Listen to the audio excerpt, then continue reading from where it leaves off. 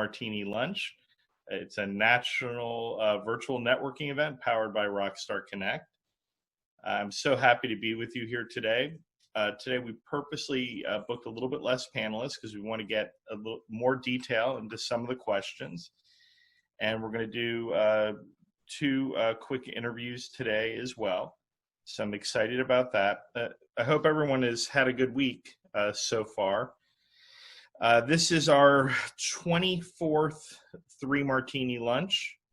Last week was number 23. 24 times 2, that's 48 hours of this program in the can. Rockstar Connect is a national networking and event company. Last year we did over 1,000 events. Since COVID, we have done far less, but we have consistently done virtual events around the country, in addition to live events. We had a great live event last week here in the Raleigh area at Sullivan's Steakhouse. Some people are nodding that went to the event. We had 75 people at the event, which was a complete sellout. We weren't able to have one more person there. So it was an interesting event because normally at a networking event, the only people that get the data of the people that came to the event are the sponsors of the event. It's a big ticket item. People pay a lot of money to get hold of that list. Rockstar Connect, Sarah, myself, Scott Rudder, and others, we decided that everyone who's going out now in the age of COVID and supporting live networking in a safe and socially distanced manner, they are a sponsor as well. So everyone who went to the event received all the names of everybody that went to the event. And I imagine that probably Domenic, Clint, and Jenny, between the three of them, have spoken to every person who've gone to the event. Am I wrong there? Pretty close. We use a specific structure in the 3 Martini lunch. It's the success is contagious method, and in the success is contagious method or structure, first we share the success that we had for the week, whether that be our own success or a family success, business, a client, etc. So people get to know what we consider to be a success. We share it and it becomes contagious. And success is far more contagious than COVID, which is, thank God for that, right? Right, guys? So after we complete sharing about ourselves and our successes, then I provide the question or topic of the week. And do I think about it for the whole week beforehand? Yes, I do think about it. Do I come up with it a week beforehand? No, I do not. We have before 3 Martini lunch, I get all my business and work for the day done mostly before 10 a.m., 11 a.m. after I intermittent fast. I make breakfast for the family, and today we had a really good breakfast, and we discussed the question that I've come up with, and Sarah decides whether they are worth asking. And they always are, because they stimulate a lot of conversation and people get to know more about you. Now, many of the hosts of this event have done one-on-ones. People have viewed this on Facebook. People have reached out to them. They have received business. All of them have sent me a very large check thanking me for putting that together. No, nobody sent a check. But they do participate every week in the program, and they do very well because of it. We made a lot of new friends all over the country, and we're real excited about this. Now, let's take advantage. We do have a few more people that are going to be joining us in the first hour, but right now we have a small yet powerful bunch here. Now, this week I see our new panelist is Rena Cook, and Rena Cook is a nationally known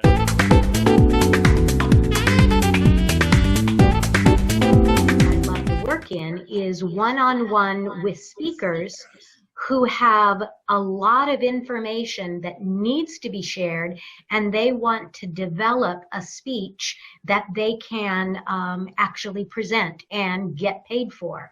And I met every day in the last 2 weeks with a woman who has an incredible body of information that must be shared, and she was terrified to even attack it to start to put it together. And we worked every day putting together her material and practicing how to present it.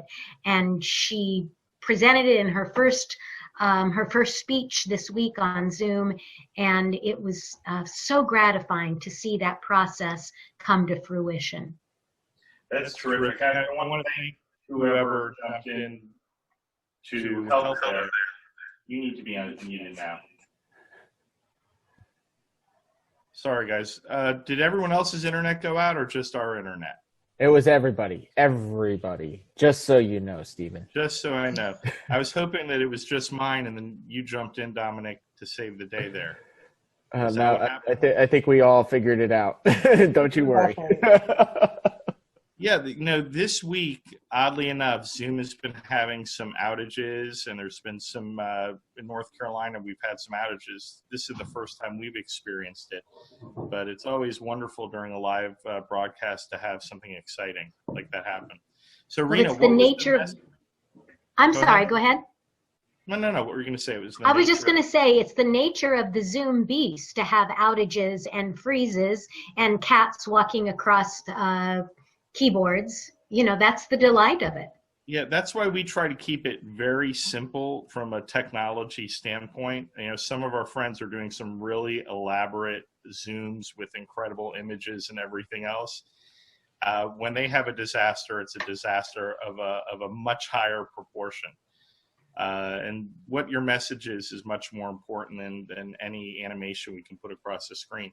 So could I ask, what was the incredible message that you needed to bring out, or you're not allowed to say? Well, I can say she is a physician who lost a child to vaccine injury, and she has become, in the 11 years since this tragedy, she has just did a deep dive into the literature and the research, and has a very powerful message about the dangers of vaccine that is not heard in the general arena of information. So it was a very powerful message and very well researched and backed up. And I'm excited to help her. That's got to be a really hard message to get out, especially on social media platforms today. Absolutely. And 2 days ago, and this is the third time in about a month, Facebook has restricted my ability to post in groups, including my own groups. And I administer 260 pages, group pages, that I post in regularly. Guys, if anybody follows me on Facebook, do I post anything particularly controversial? No. Occasionally. I try to be pretty neutral and not too controversial.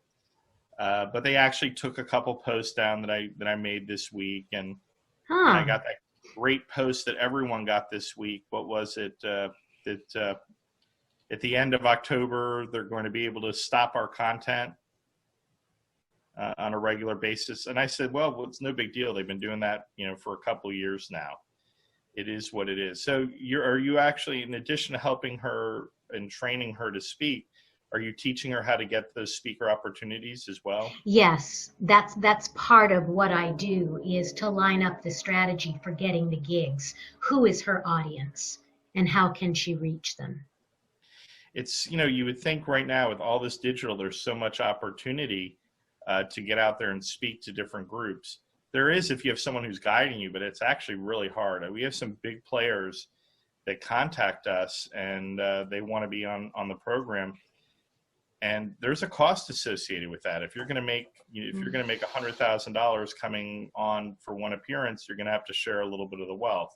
I rather help my friends that are helping other people and not making millions of dollars doing so. Right. But, you really do need guidance on how to do it, and people are not being insulted when we're putting out big numbers for them to be featured either to email lists, etc. Mm-hmm. So Rena, out in Oklahoma, it's pretty good right now. You're pretty much opened up entirely, the bars, the restaurants. We're partially opened, and it kind of goes by community. Tulsa is a little bit more locked down than, say, some surrounding smaller towns. There is a mask mandate. Restaurants have capacity limits. So people are trying to be pretty cautious, pretty careful. I think it's probably like anywhere right now. At least we're not Florida, California, or Arizona. Well, they're pretty open in Florida. That's for sure. In Oklahoma, okay, so I know Clint, before we got on the air, he was talking about how he's been to Oklahoma. I've never been to Oklahoma, but I've always felt like a son of Oklahoma, because when I was in third grade, my first report that I had to make was on the state of Oklahoma. And my father was very involved in making me make sure I did a thorough project. I don't know if he did that when he was young, but he certainly made me do it. So I wrote to the Chamber of Commerce and the different universities and did a lot of research. And, as kids are when they get obsessed with a certain subject, some kids, think they're Batman and other kids think they're from Oklahoma. And I had that.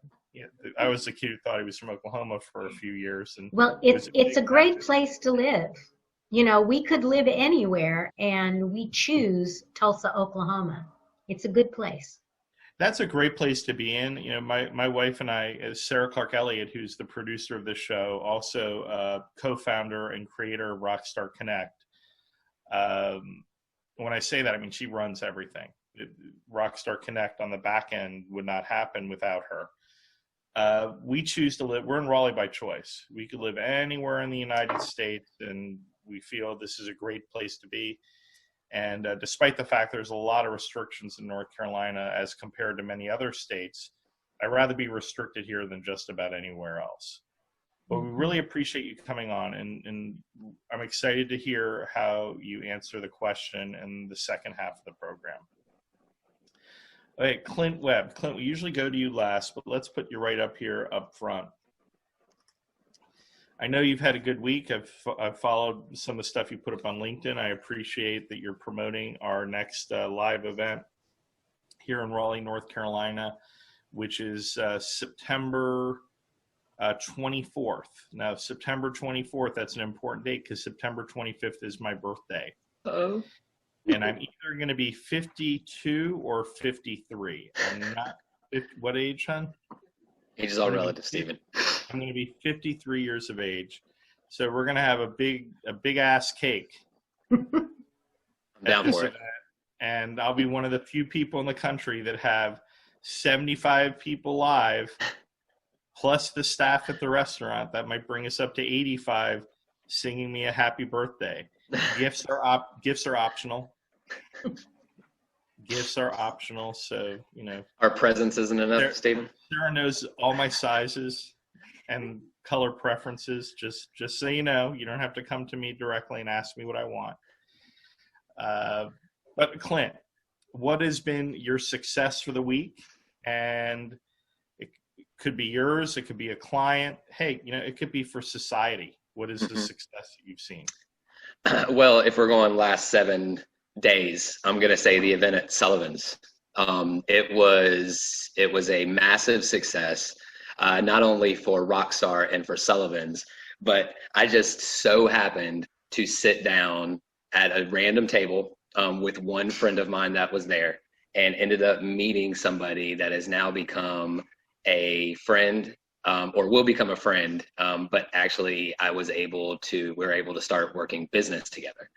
And so that's what it's all about, right, Stephen? I mean, that's why we do this. You find one contact at one of these events or on one of these calls, then it's a massive success, because we're not, this is what we're going to be doing anyway, and we might as well be doing it with you fine people, and talking to everybody that's like-minded. And so it's that I would have to say is my big success this week. And I hit 75 miles on the roads last month, which is my highest total in about 4 years. And so very happy about that as well. That's terrific. Passing, people with Sarah and I, we're so much in love with networking. It's really our social escape as well. We sort of forget the business. But now when it's COVID and business is tough and you're not going to people's offices, you really figure out how extensive your networking is to you and how important it is. Right. And someone who came to one of our networking events last year made a referral to me from someone moving from California, and that my commission on that should be somewhere between 25,000 and 50,000, ending up where they're going to be. That's important money right now. Revenue is important. Discussion.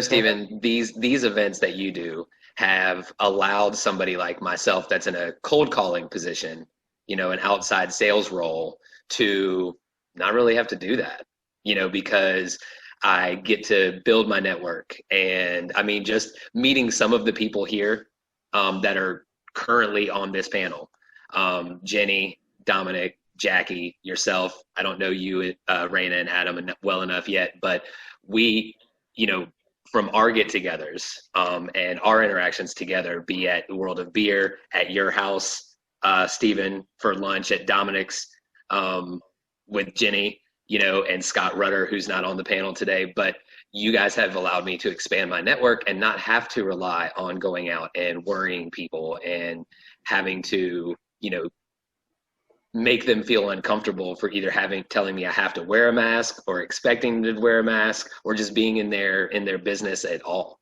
So it's been a great pleasure, and I'm honored to be a part, whatever part I play, of the Rockstar team. Well, thank you very much. You're much appreciated. And I like to, we have an audience for this event, and we like to talk about the value of networking. So that's very valuable, because that is a thrust of Rockstar Connect.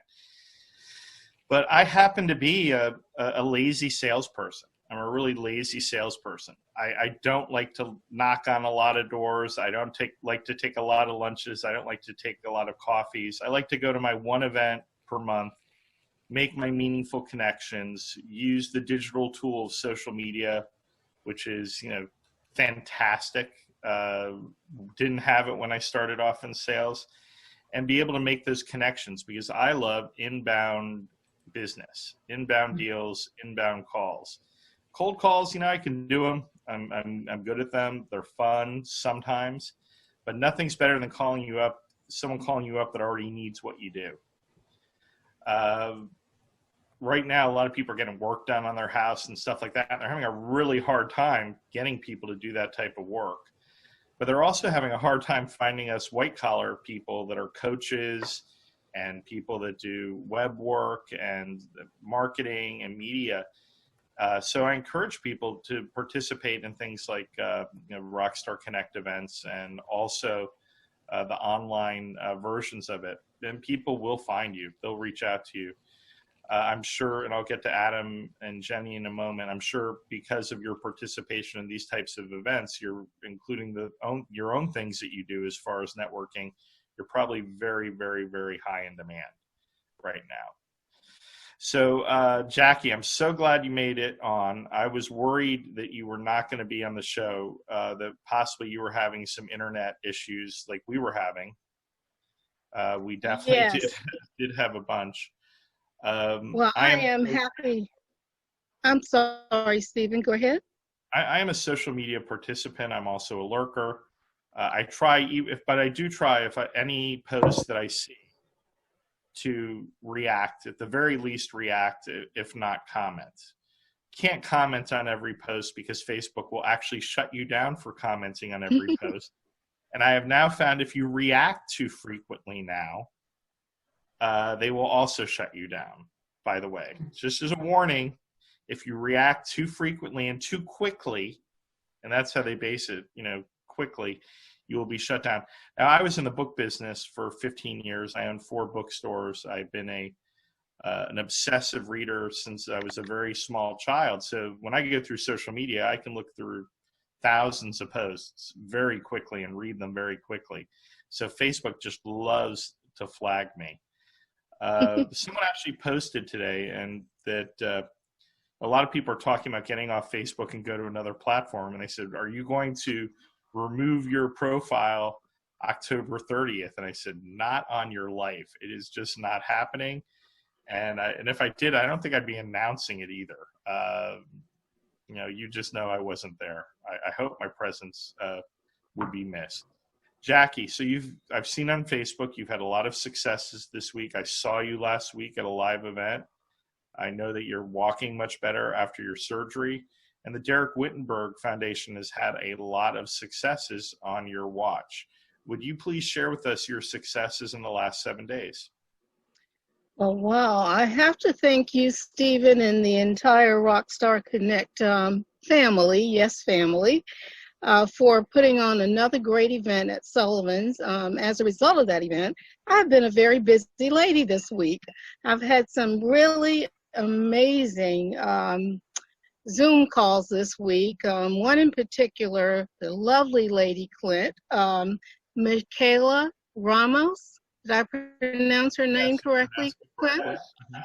She was amazing. I really enjoyed our time talking. We didn't have enough time, so we will be definitely communicating again, because she's a pretty amazing lady.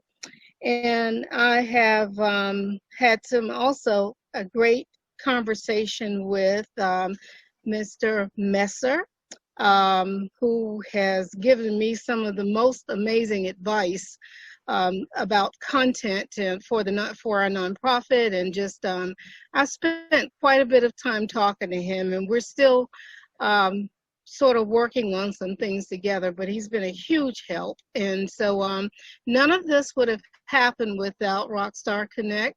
And so I am just grateful for those opportunities to meet these amazing people, and hopefully we're going to create greatness for not just for us, but for others as well.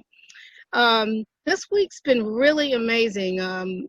We've had some very generous people from the community pop into the Derek Wittenberg Foundation and just blow us off of our feet.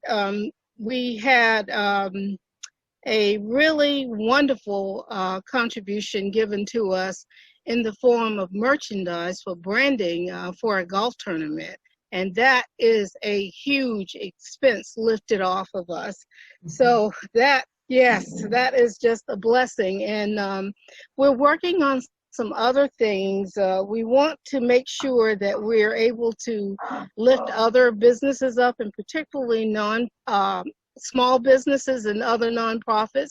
So we've opened up an opportunity for those businesses. If there's anything, whether it be pens or cards or stationery, anything with your logo or your brand on it, you're welcome to submit those things to us. We will include them in our golfers' bags.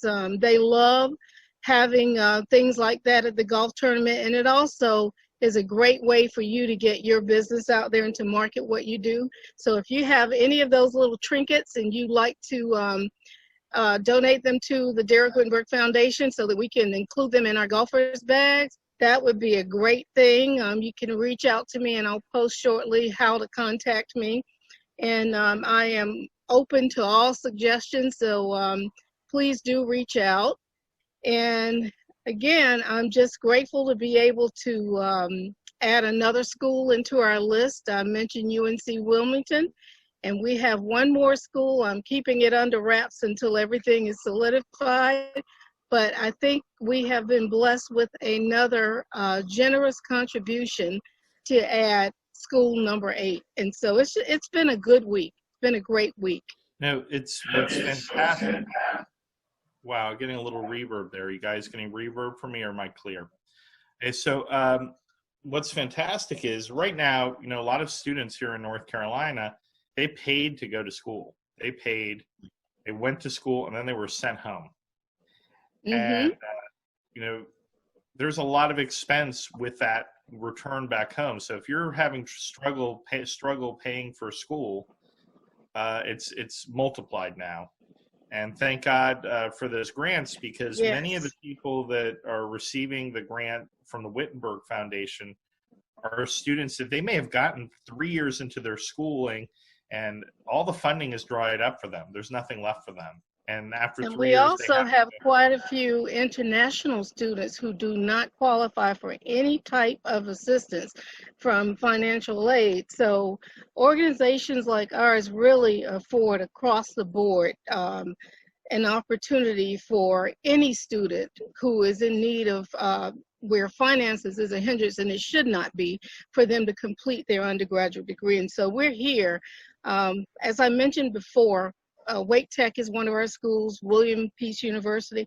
Both of those schools, including also Sher University, they have a lot of international students there. And as we all know, these students come into this country and they have to have they have to prove that they have enough money to get into school and pay for that year. But the problem is this: they run out of money when they get into those last 2 years, just like a lot of American students who are attending our colleges and universities. And it's just really very super important that we support those international students as well, because they're giving back to our economy. Many of them have jobs, they work here. A lot of them are here on the F1 visa, although the employment that they get has to be directly related to their field of study, or else they're not issued approval to work in this country. So it really is a struggle. And just this week, I posted on our IGTV, and Stephen, I think you may have gotten this post on your page as well. The young man from Sher University, Derajay Desalani, who was a 2019 recipient. If you haven't had a chance, and I'll post the link to that, to hear his story, you'll understand exactly why it's so important to keep this body of work that we're doing going, because this is a young man, married, raising a toddler, and trying to go to school full-time with no financial assistance. It was a tough road, and so he's one of the reasons why we work so hard to keep this work going. And we hope that we've set the stage and we're laying the foundation, and I preach this every day, for other organizations to follow suit, because the need is going to get even greater now. It already is. We're seeing the impact of that now. Well, I also want to thank you for that, as well as you've been a sponsor now twice for both of our events here that were live in Raleigh, North Carolina, the Wittenburg Foundation. We greatly appreciate that. Thank you. There are sponsorship opportunities. You can go to rockstarconnect.com and find out about them. And our sponsors said that they're getting tremendous value from the event. We do have something called a platinum sponsorship for the event. And with that particular sponsorship, you get 10 tickets for the event. And you're on anything that's printed associated with the event. And in addition to that, you get a banner. We produce a banner for you. Many people don't have banners. But what's even better is if you don't have 10 people that you know who to give tickets to, you can ask Rockstar Connect to locate 10 people in industries that are beneficial to your business, and we distribute the tickets for you. So it makes it a little bit more your networking, shooting fish in a barrel. The platinum sponsorship is very reasonable because you are getting the 10 tickets and the banner. It's only $1,000, and we have sponsorships starting at $250. But we consider even the people that are paying $55 to go to the event and have a great meal as sponsors as well, and they're incredibly valuable to us. Domenic, World's Greatest Lover. Are we still on that? It's forever. I'm sorry. Yeah, you started that. It's so good, and it will never get old. Yeah. Never get old. In fact, Jenny just wrote to me privately and said, "Don't forget." Jenny, you suck. So bad. Well, talking about love, she's not on the program today, but one of our favorite panelists, Katya Rav, I believe her name is maybe even different today. She was married in the last few days, and she's having her honeymoon now. So she's been putting up on social media beautiful photos of love and commitment, and she's an inspiration to us all. It's a tough time. I was reading an article yesterday. It said during COVID that 31% of marriages are being adversely affected by the shutdown. I would have to say that's a very small number. not that they're being necessarily adversely affected, but we do have to act in different ways. We really have to be meaningful in our relationships with our spouses, significant others, partners, etc., to make sure, hey, are you all right? This is not that normal. Someone else put a post today and they said, it's been 6 months we're into this thing. How has it impacted you? And I feel like I'm a few years older. I do know. Do I look a few years older? I feel like I look a few years older too. But when we come to the end of this, which I hope is very soon, I feel like I'm going to get all those years back. But back to the world's greatest lover. What has been some of your successes in the last week? Man. I'm gonna real quick address that issue of the relationships during COVID-19. So one thing that, when you spend a lot of time with your significant other, if you've got a great relationship, this is the best time ever, because you get an opportunity to spend more time with the person that is just, your best friend, your favorite person. And there's nothing better than that. But if your relationship is rocky, or things haven't been going very well, or there's not that mutual level of respect and admiration, then this really sucks, because you're locked in a room with somebody that you really want to spend more time away from than together with. So, things, it just depends on your perspective. Yeah. I mean, COVID seems to have accelerated a lot of things. So it's accelerated the transition in technology to virtual everything. It's accelerated the transition of, retail sales from brick and mortar to everything being ordered online. And it will accelerate the development of our relationships, either in a positive direction or to a direction where we no longer want to be in a relationship. So I don't really think that number is bigger or smaller or anything like that. I just think that it's pulled the curtain off of problem relationships and shine lights on good ones. So I'll go on to what my successes were for the week then. I think, one would be the same as Clint and Jacqueline, and I'm sure Jenny as well. The event on Thursday, the event at Sullivan's, was just a smashing success. I've had a lot of activity coming off the backside of that, and had gotten to have a lot of great conversations, one of which my favorite one was with Jackie. We had a great one-on-one together, and I always enjoy talking with her, but it was our first time I think we really spent an extended amount of time talking, and I think that there's going to be some great things coming from that in the near future. And on a personal note, I this weekend played the best round of disc golf I've played in my life, and I've been playing for 15 years. I think I birdied more holes than I've ever birdied in a round before, so that was freaking awesome. And I've had quite a number of business successes this week. Not going to go down the line and list them, but it's been a great week for that as well. It's with Jackie at the event. We tried, at this event, we tried to go up to host and see, if they needed any help meeting people at the event. Because we want to be safe and make sure everyone's wearing a mask, etc. And I went up to Jackie and Jackie said, I don't even need to get up out of my chair. Everyone is coming up to me at this event to speak to me. And I said, that's terrific. And then going host to host, we were finding the same experience. They were meeting exactly the people they want to meet. I made a post today. And they were all amazing people. I'm trying to figure out how I've made myself a little busy board to keep track of everyone, because they were so amazing. I need more time. Hey, Jackie, we know some good virtual assistants. Yeah. So as far as that's an inside joke that I don't know what they're talking about, so I can't illuminate you on that.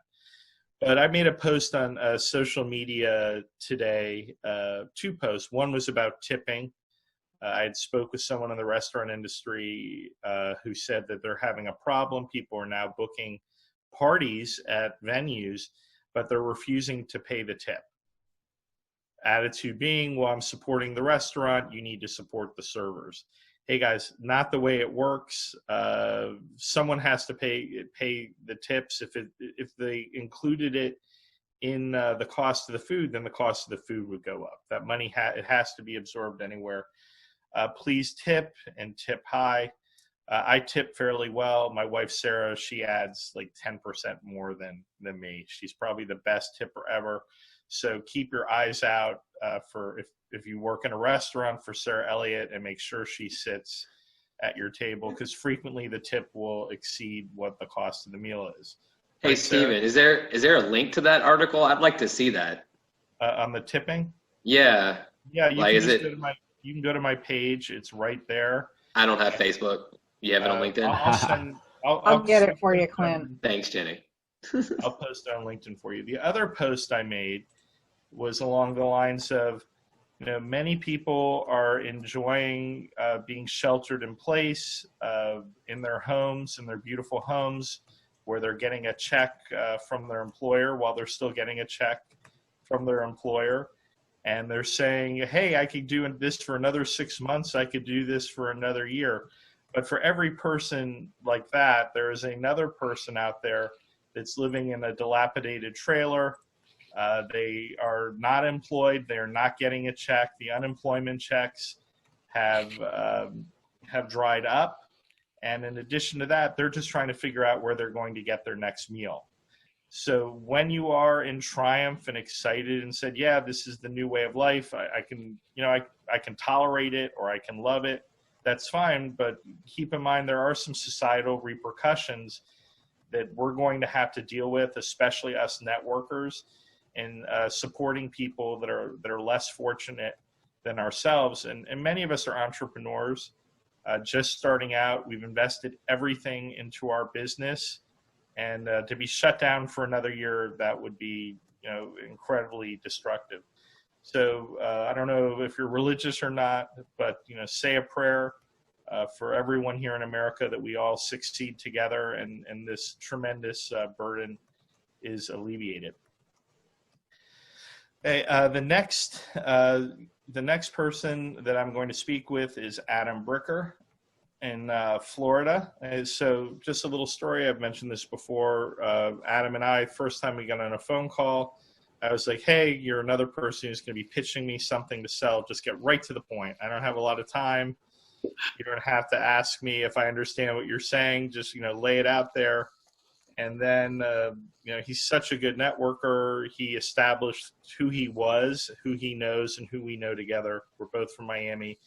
Very similar background, exactly the same age. We're in rival fraternities, went to the same university. So right away, there's a connection there. And he was starting something really new. And I was excited about it. And I wanted to share him with our community, especially since, we're starting up these events. We have a big event in Palm Beach, West Palm, down by you, coming up in a week or so. So, I want you to go to that event, Adam. We'll give you the information. But I wrote up some questions that I wanted to ask of you. Adam, how are you networking and staying connected during COVID? Well, it looks like I'm going to start off at Rockstar Connect in West Palm Beach. Actually, there hasn't been a lot of opportunities in Florida. Been very scarce to do what we do. So what I've really been doing on networking is joining different groups like this. And what's really cool about it is I deliver information that people don't have. I have a great tool that helps people to network, to stay connected while they're not connected physically. So after I appear, I get invited back to do presentations, and then somebody who sees the presentation on the group invites me to come to their next group. So it's really been a lot of Zoom calls and a lot of follow-up afterwards. And that's one of my best things with Jackie had mentioned a little bit earlier on this call that it's hard to follow up because there's so many people. I make that process really simple. And so that's how I've been really networking. So how do you do that? Do you use the Ultimate Digital Toolbox, correct? I do. What is that? I do. That's my There's my digital business cards. Ooh, look, check them out. Yeah, I have a double phone because that's my industry. Every time somebody downloads your phone, your card, they get put into a mobile marketing campaign. So we use text-based marketing to do follow-ups. If I go to a Rockstar Connect and 12 or 20 people download my card, I can follow up with them with one simple text message that goes to everybody. I don't want to call a lot of people that I don't want to call people that don't want to hear from me. So I send out text messages that flush out interest. I don't want to bother anybody, but if I can help, and I heard Rena earlier talk about how she teaches speakers to speak on stage. Well, if I'm on stage, I say text Atom, ATOM, to 64600. Then all the people in the audience start downloading my card, and then they get onto the mobile marketing campaign.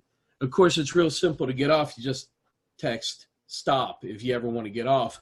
But otherwise, I provide great value to people on how to enhance their networking, how to meet more people, and how to be more valuable for everybody who they come in contact with. It's like making a presentation on stage into a two-way conversation. No, it's really cool because I'm looking at Rena up there, and she's going, wow, that would be really good for my clients when they go to speak, so that we can actually hear, who's listening to that message when they go to an event. So that's pretty exciting. So I've lurked on your page a little bit, and first of all, I found out that Sarah Weiss is your girlfriend. Well, you didn't ask me what my success stories were. I was going to let you in on that. Well, why don't we? Okay, hold off on that. I know that there's two successes. One is a new relationship, and another is you're nominated for a networking award. So why don't you tell us a little bit about those two things? So one of the networks that I participated in is called Easy Way, and it's the easy way to do business here digitally. And because of the way I make connections with people, they've nominated me for the Golden Handshake Award. And I've successfully integrated my network into their network. So maybe 20 or 30 of their connections or their members now know 20 or 30 of my people, and we're really fulfilling a lot of missing needs. And it's great. It's just like your network. When somebody has something that they don't do, when somebody does something that's not currently provided in your network, and they see a value, they can integrate and provide that service on a regular basis. So that's what I've been doing, and to be honored for them to, they told me I was the only person with multiple nominations in the category. So that was really very cool, and just doing what I do best, connecting with people, and to be recognized for that was pretty cool. I think that's an award that anyone here that's on the panel or watching would be very proud to even just be nominated for. But can people vote for you for that now know you? By all means, you can grab it right on my Facebook page. And once again, if you text Atom, ATOM, to 64600, that has a link to my Facebook. And I'm sure Steven does as well. Yeah, just link in and you can vote for me. And the other success? Is that the Sarah part? Yes. So, I was just really, really jealous that Steven has this awesome Sarah. And I'm like, I could really use a Sarah in my life.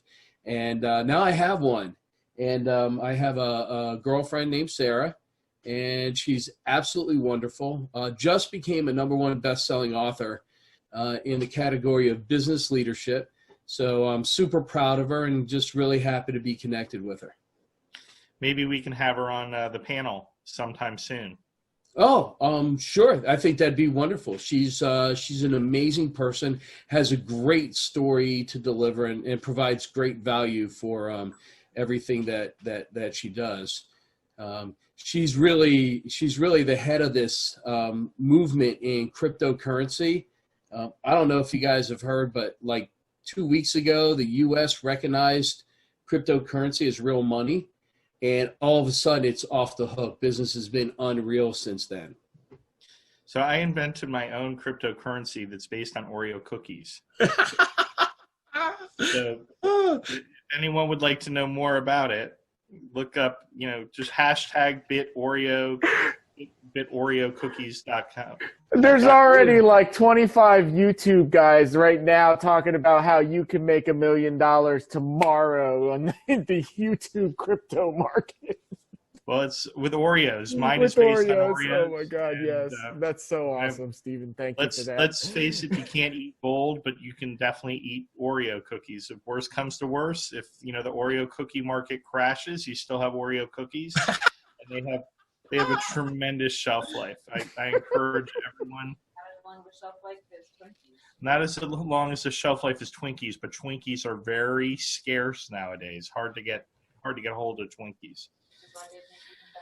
Well, yeah, that's true. That's true. So thank you very much, Adam. Congratulations on all your successes. Thank you. Jenny, And my personal favorite is the double stuff. The double stuff. There is every type of Oreo cookie imaginable out there. Because don't forget, every country has their own flavors of Oreos, and Oreos are universal. But when I was growing up, we didn't eat Oreos because they weren't kosher. We ate Hydrox. Hydrox ones and the Hydrox. Yeah, the Hydrox cookies. We did not get Oreo cookies. I mean, we had them at my house, but at camp and in school and everywhere else, Hydrox. And Hydrox are, if you've been raised on them, they're pretty good. They're not Oreos, but they're pretty damn good. Jenny Midgley is a wonderful friend of ours and a friend of Sarah's. Also, she was a sponsor of the event at Sullivan's last week. We're very excited about that. And she brought some really nice people with her as guests.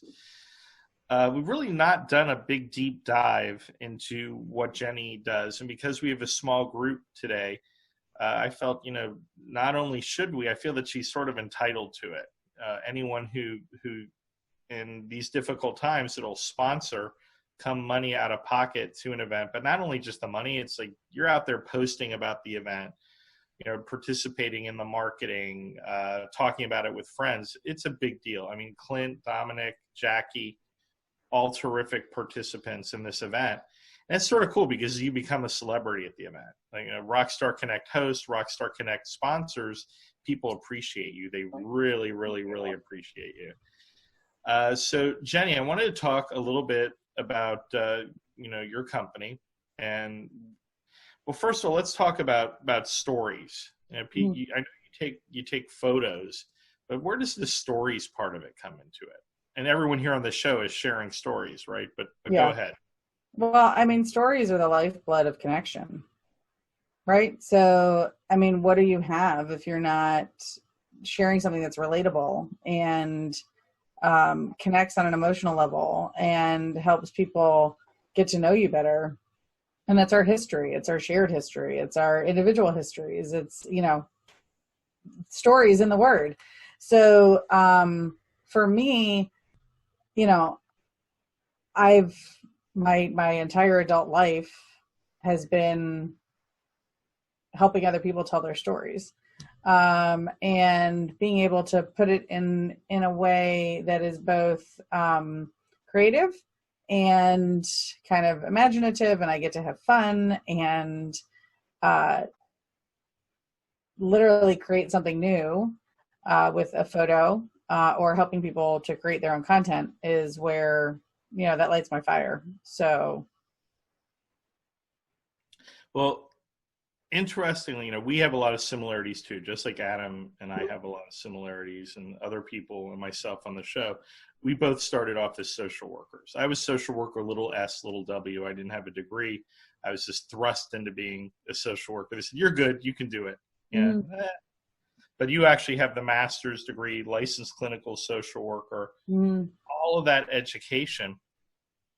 But really, when you are a social worker and you're assisting your clients, and they're not patients, they're clients, when you're assisting your clients, they're sharing a lot of stories with you. And when you evaluate their stories, you're discovering not only what their wants are, but more importantly, their needs. And when you satisfy their needs, you solve all their wants. How does that apply to what you do today? How did you take that background as a social worker? And you didn't do it for a short period of time. And keep in mind, guys, I don't know if you know this, but the education of a social worker is akin to becoming a medical doctor. It's that many years involved with residencies and internships, and whereas doctors get paid for that stuff, social workers don't. They have to have like a full-time job plus another full-time job to get the licensing. How did you take that great education and apply it to marketing and photography and just creating content that sells?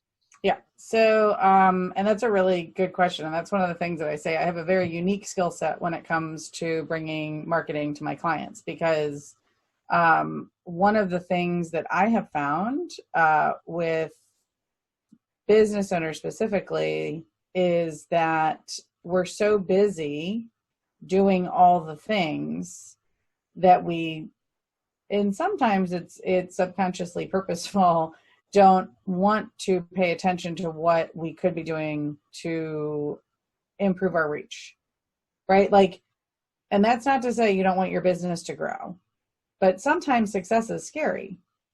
So one of the things that, I was in healthcare, I was in hospitals, I was the, you don't got to go home, but you can't stay here person. So everything was creative solution finding. So-and-so can't get up their steps. Can they get a ramp? If they can't get a ramp, they're on a third floor walk up. Can we talk to the landlord to get them a first floor apartment? Can we piece together schedules for family members or support people or neighbors or whomever to provide care in absence of insurance, those types of things. So, but it's also about helping people grieve and work through different mindset blocks where you may not think that you have the power. You may not think that you have the resources or the tools necessary to get to the next step. So when you're talking about business owners, especially small business owners who are saying, I need help and I don't know, somebody told me to talk to you, it's really important to start asking questions. And so usually what ends up happening is we'll start working on talking about leveraging a personal brand. And people say, I don't need to be the face of my business. And I say, but you are a service provider, therefore you are the face of your business. So let's talk about, how to tell your story effectively so that people want to have your service or buy your product.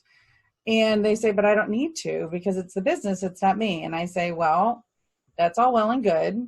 The business marketing is the what of your business. And the personal branding is the how, the why, the where, and the who. So you can't have one without having the other.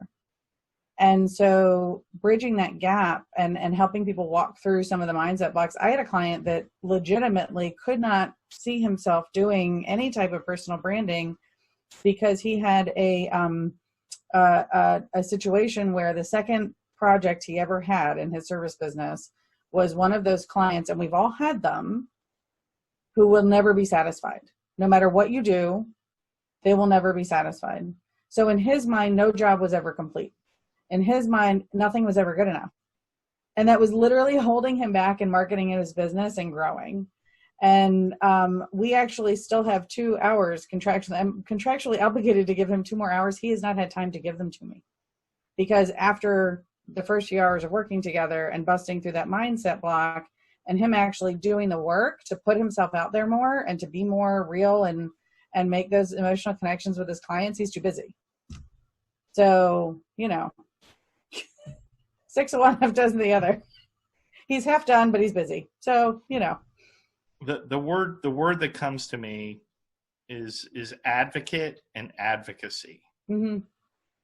And as a social worker, we are advocates and we are involved in advocacy for our clients. Mm-hmm. We are determining what the best options are, limiting them to the best options, and helping them to assist amongst those options. We are not dictating how things are done. No. And we're also empowering them to make those decisions. We're not giving them the answers.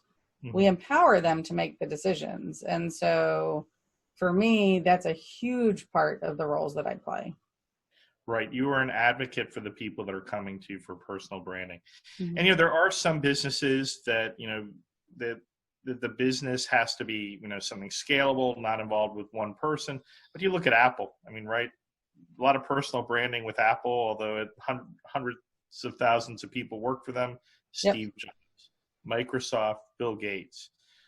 When you sell your company, you're taking your personal branding with you. You're not selling your personal branding. Correct. If you're selling your personal branding, you better get a big dollar amount, because you've now, given up everything that you've created, including your own individuality.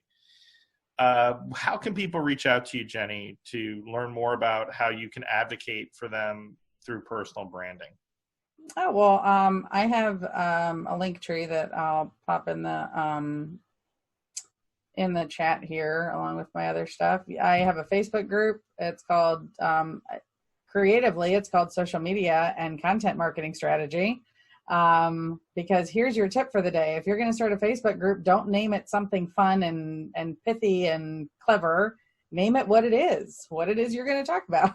We talk about social media marketing and content marketing and strategy. I guess people could screenshot that QR code too. Yes. Yep. You can take the QR code. That will bring you also, you can follow me on Facebook, or you can find me on LinkedIn. Everywhere I'm Jenny Midgley. There's no fancy names there either. Just look for Jenny Midgley and you'll find me. I got to tell you, I keep on looking over to Rena, and Rena is just loving what all the other panelists are saying. Rena, why don't we unmute you? Yeah, I'm just taking notes, and it's like a whole new world I'm meeting today, and I want to make sure I get every nugget. Well, what's wonderful about networking is you can even be a solo entrepreneur, but when you have a network, you're as large as any corporation. That's right. In fact, maybe you're more powerful than any other corporate organization, because you can pivot on a dime. Right. You can take the advice that people give you on this panel and immediately put it into action without having to have focus groups and to wait 6 months to determine whether it'll be in next year's budget. You can act on it immediately. Mm-hmm. For your speakers that you work with, you're an advocate for them as well. Absolutely. Can you tell me if you can accomplish one thing on this panel today, speaking out to the greater social media atmosphere or hemisphere or what have you, what would you like them to take away from you being on this show today? The one thing. I can come back to you on it. Well, no, I can just dive right in. The first thing that I teach is to release habitual tension. Anytime you are going to speak, if you just shake and stretch the major body bits, it relaxes you and the voice is going to be more effective. The next thing is breath. You have to breathe deeply. Let me show you. This is my voice without breath. Hi, my name is Rena, and I didn't breathe, and this is how I sound. Hi, my name is Rena. I just took a breath, and this is how I sound. Yeah, that's great. That's great stuff. It's not, it's very important for anyone that's going to be on a panel or in a Zoom room or a webinar to be aware of that. I mean, people say, how did you slide into this so quickly, moderating panels? And well, I had the advantage.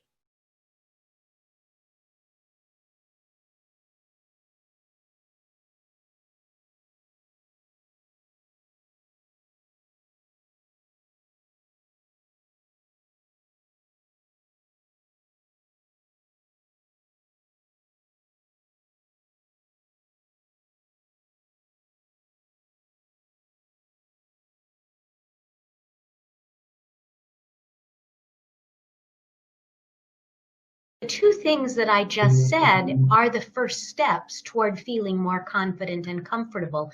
Performance anxiety can be managed, and it can be managed through releasing tension and slow, deep breathing. We don't make that correlation that when I get ready to perform, if I'm loose and relaxed and I'm breathing deeply, I am not going to get the fight or flight. it's not going to have a chance to set into my body. And then taking advantage of every opportunity. I network obsessively, and I've heard so many awful 60-second pitches, as we all have, right? And it's just being comfortable, breathing, speaking loudly, saying your name clearly. Don't drop off at the ends of sentences, and stay focused and finished until the last period, and then you're done. And those simple things really can buff up that 60-second commercial and make it way more meaningful and impactful. Nice. Well, speaking of people who didn't have an opportunity to finish their last sentence and who's probably taken a few deep breaths recently, Mr. Stephen David Elliot has returned. Why don't you I am so carry relaxed. on? It's not even facing me. You can ask Sarah. I'm not freaking out on this end. But I do want to have everyone prepared. We're having terrible internet in our neighborhood. If I am kicked off again and I'm frozen, I am literally not going to be coming back on, and Dom will take over from that point. So before I finish my sentence, I do want to share the question of the week. So just in case I lose it again, hold on one moment. Okay, here is the question. What is the craziest, most outrageous thing that you want to achieve? I'll repeat that. What is the craziest, most outrageous thing that you want to achieve? And the sentence, and I'm not going to go back because now we have less time and more people, so I'm not going to go into detail about how I got into radio, but essentially my cousin told me, if you want to be on radio, just go ask to be on radio. And I went to a radio station, a famous one that Larry King started at, met the general manager, was on someone else's show on a Wednesday. And the following Sunday, I had my own show that was between 4 and 8 hours long that I did for 4 years on the radio. So it gave me a lot of experience. And back then, they did not allow dead time. So not like here on Zoom where there can be huge pauses with no one saying anything. If you did not speak, someone would be calling you on, the general manager would be on the phone saying, is someone dead? Because if they're not, they should be dead. You know? So, Domenic, let's just repeat that question again. Sure. What's the craziest and most outrageous thing you want to achieve? Yes. What is the craziest, most outrageous thing that you want to achieve? Terrific. Okay, I'm going to start off with some of the new people that are coming on and give them the opportunity to speak. I'm glad that Rhonda and Norma and Mark and Katie and Mark can join us in this hour, and also Jeff, who is invisible. The technology person always has difficulty on his technology. It's just the nature of the business. And Clint, you're taking off. Is that what Sarah just said? Clint, we'll let you go. You've been excused. Yeah, I got a meeting in Chapel Hill. Okay. Say hello to everyone in Chapel Hill for us. Sure. I'll do my best. Right. Katie, first of all, if you could share with us what your success has been for the week, and then we'll move on to the question of the week. My success for the week was a really big promotions company in town reached out to us, and this is someone I've wanted to work with since I founded my nonprofit in 2017, because they get like thousands of people to their events. Like if you want something done, you want people to show up, they get people there. And they've always partnered with another charity in town, and they reached out to us to have us be the beneficiary of their golf tournament in November. And so they're thinking that, we could possibly get like $4,000-ish from this, and who knows how it'll go, but it's just really exciting because the exposure and all that's going to be really big for my nonprofit. So I'm very, very happy about that, especially with some money coming in soon. And then to answer the question, the craziest thing, there's a couple of things. Personally, my goal is to do a TED Talk one day, but it's really, really hard to even get TEDx. I've applied like 4 times, but my vision board. I can get you on TEDx here in Raleigh. What's that? You want to be on TEDx in Raleigh, I can get you on that. Well, I would do that. I will go do a TEDx in any city that will take me. I want to get on the Ellen show, but because I was on the Steve Harvey show, basically Ellen has to be first with all new guests and all new news. So that kind of, my goal is to try and get on her show with one of our other programs other than our bikes. I mean, I'm not complaining. It was really awesome to go on the Steve Harvey show. It's just like, Ellen's like the end all be all of, talk shows. But then also just for my nonprofit goals, I would love for us to expand into cities all over the country and be able to just have this regular rotation of every 3 years, basically when all the third through fifth filter out and the little kids have grown up and outgrow their bikes, always be able to fund new bikes for the kids at those schools. And to have this happen all over all the time. No and if lag. You could share the name of your organization and how people can reach you. Yeah, and I see Domenic wrote, what about Oprah? But Oprah doesn't have a TV show anymore. She's not as big time. I mean, bullying, I'd love to meet Oprah, but she doesn't have her like talk show anymore. She has an entire media empire. Oh, I know, but she doesn't have like a streaming service. It's just, I mean, I would believe. Yes, I'll add that too. Like I'm not saying no. Or Ellen is the number one. I mean, I know this just through like PR people who told me she's above Today's Show, above Lester Holt. I mean, she's above Good Morning America. She's number one in ratings out of every single talk show on TV. And also, so I'm going straight to the top. You're a good dancer, and you want to dance on Ellen.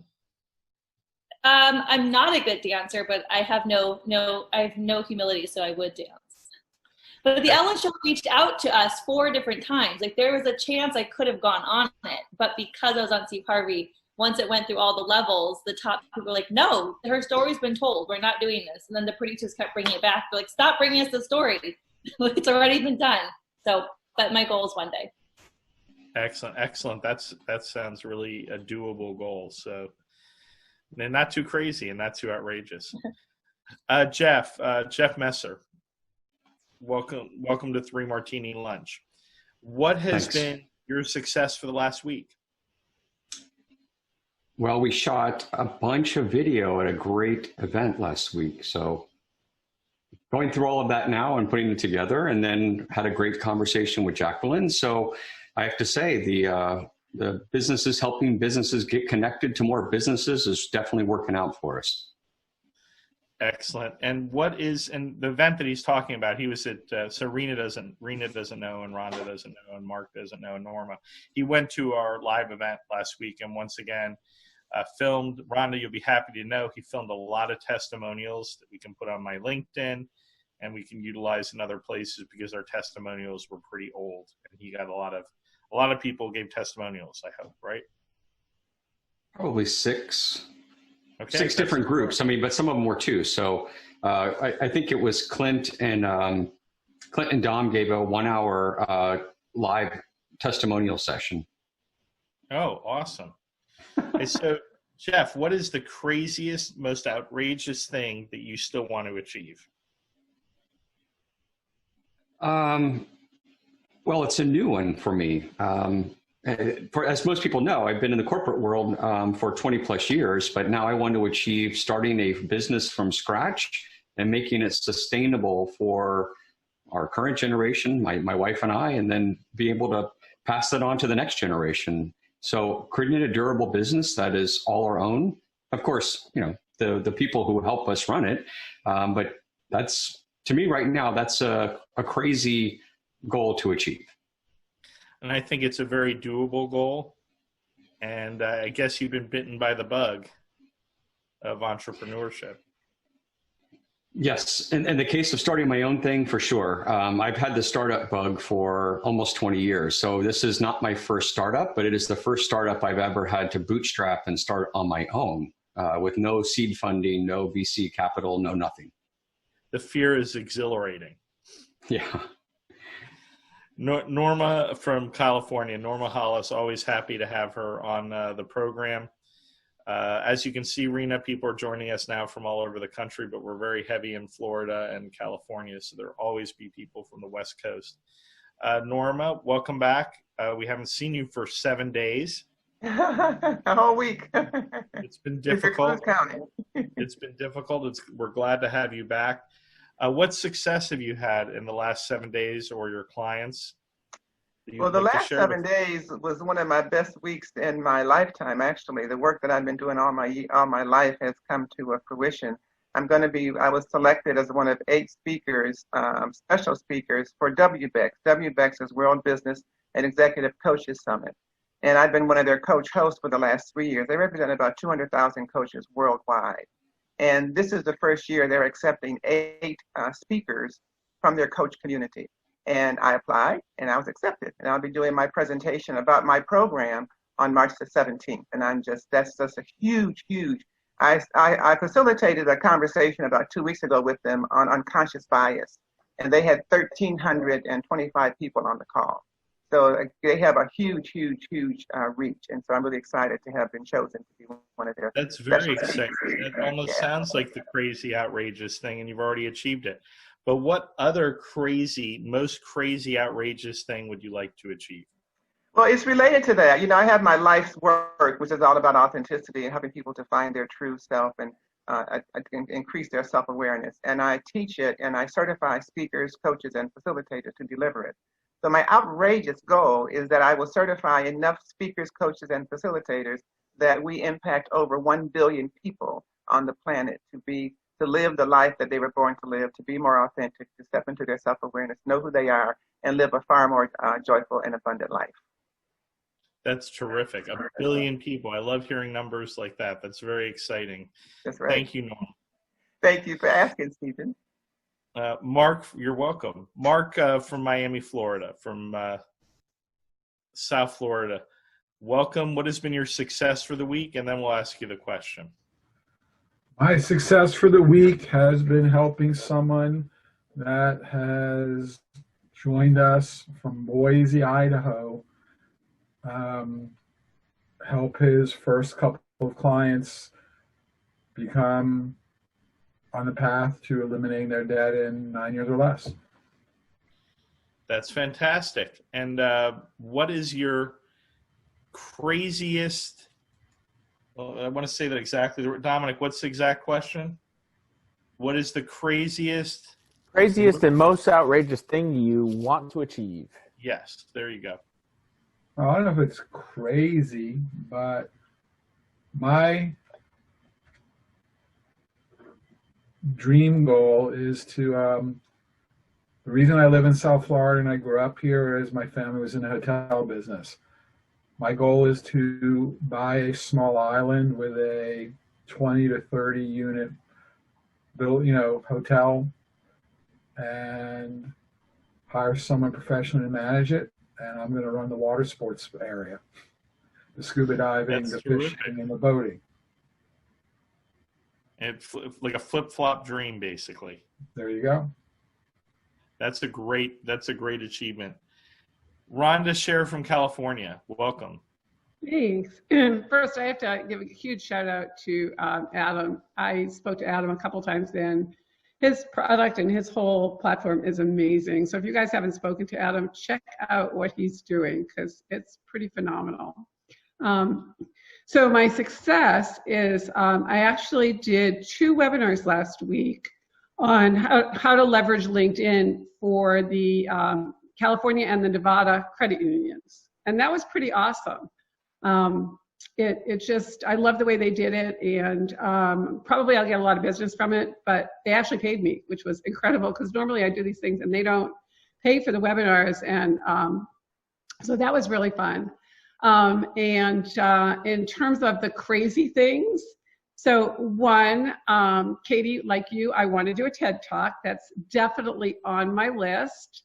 And the second thing is I'm actually getting really close to this. So many of you may not know that in addition to being an expert on LinkedIn and getting people out of the LinkedIn Witness Protection Program, I'm a certified face reader, which means that I look at people's faces and I can actually tell how you processed information and a bunch of stuff. So I came up with face readingology, which I am in the process of actually trademarking. And it's really the art and science of reading faces to seal the deal.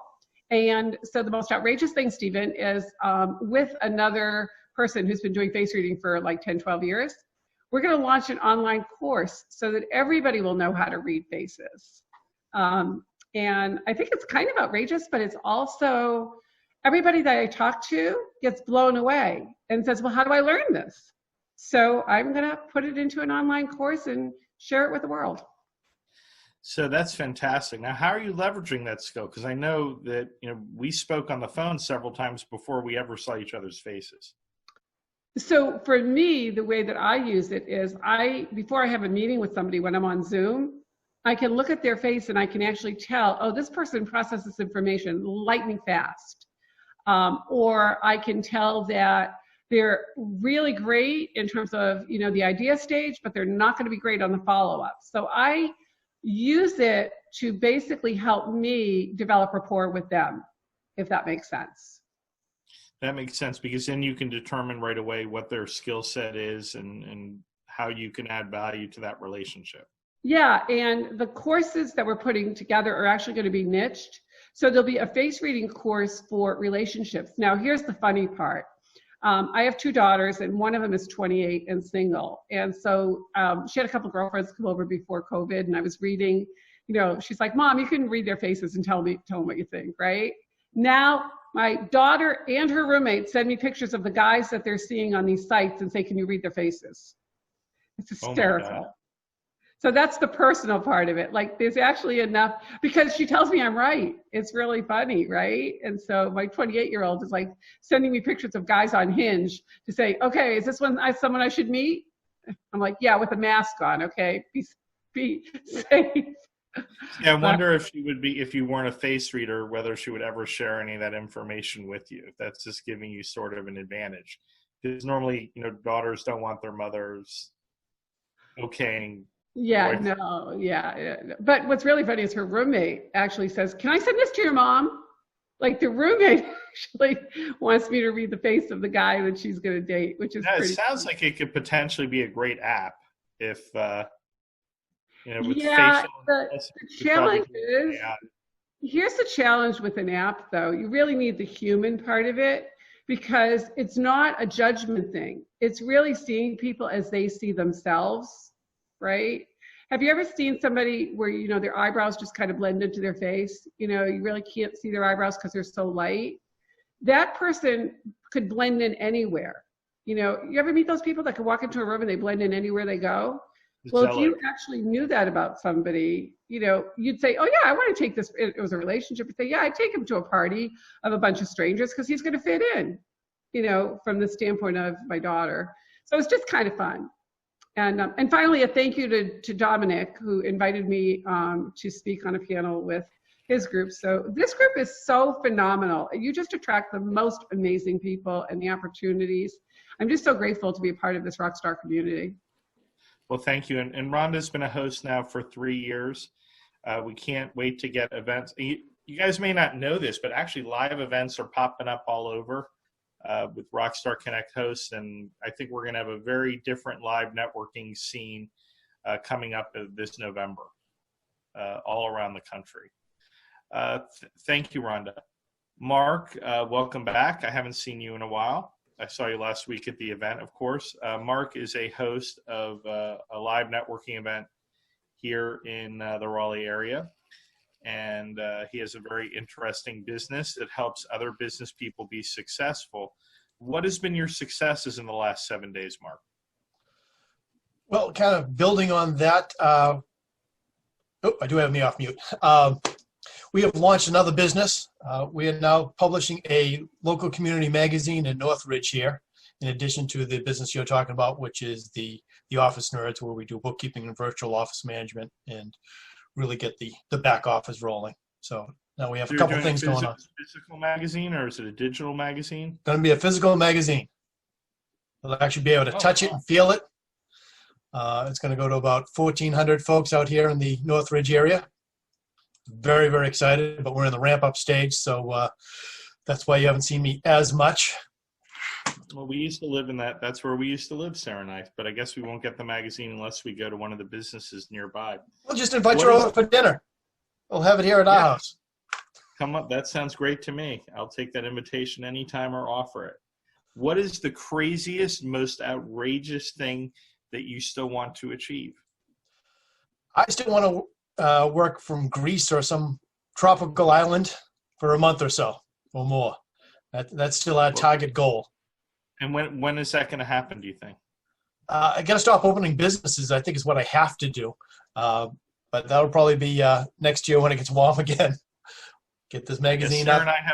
Sarah and I have that same problem. We have a couple in the works that we're working on. Rena, what you're going to see is, we have people here that are serial entrepreneurs, and they open up businesses on a regular basis, get them up and running, get other people to run them, and then start the next business. Love that. So it's a very fun group in that regard. That everyone always has a lot of irons in the fire. So you're going to love that. Okay, so Jackie, we already heard what your successes are. What is the craziest, most outrageous thing that you want to achieve? I would love to take off about 3 or 4 months and head to Alaska and Australia and just explore both places from top to bottom. Well, now is a very good time to book your travel and your airfare. You're going to get some great prices. Yes, and did you guys hear yesterday? I think it is is it Delta that's doing away with all of the changing fees. They're hopefully other airlines will follow suit, and we'll have some huge savings readily available to us soon. So I'm looking forward to that. But that's a thought, Stephen. Yeah, now is the time. Now is the best time. Adam, what is the craziest, most outrageous thing you want to achieve? Stephen, the craziest, most outrageous thing I'd like to achieve is to feed the children. And what I mean by that, in feed, it's not just food. It's food, education, empowerment, and direction. All the work that I do on Adam Connects, we connect people to agencies that help do all those things for children.